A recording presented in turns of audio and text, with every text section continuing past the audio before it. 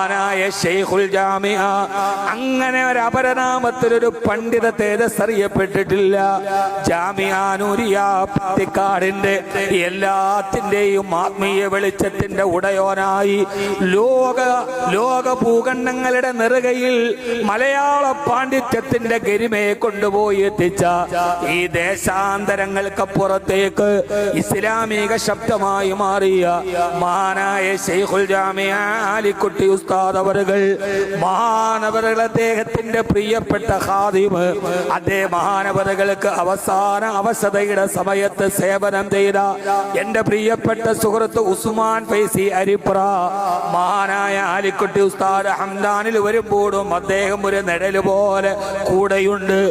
ആകാശലോകത്ത് ആയിരക്കണക്കിന് മലക്കുകൾ ഭൂമിയിലേക്ക് വന്ന നേരം ശ്വാസ തടസ്സം കൊണ്ട് മഹാനവറുകൾക്ക് ശബ്ദം വെളിയിലേക്ക് വരില്ലെന്ന് കൂടെ നിൽക്കുന്നവര് ഭയക്കുമ്പോ ആ സമയത്തൊരു പിടച്ചില് വന്നു.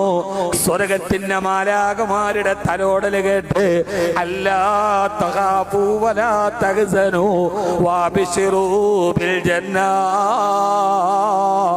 സ്വർഗം കണ്ടുകൊള്ളൂ എന്ന വാക്ക് കേട്ട് മാനവരുകൾ 3 പ്രാവശ്യം ഉറക്കെ ലാ ഇലാഹ ഇല്ലല്ലാഹ് ലാ ഇലാഹ ഇല്ലല്ലാഹ് ലാ ഇലാഹ ഇല്ലല്ലാഹ് പറയാൻ എളുപ്പമാണ്.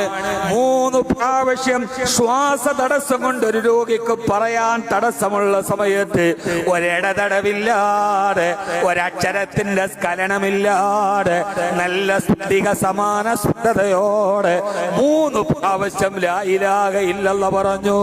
ഷെയ്ഖുൽ ജാമിഅ വിട പറഞ്ഞു.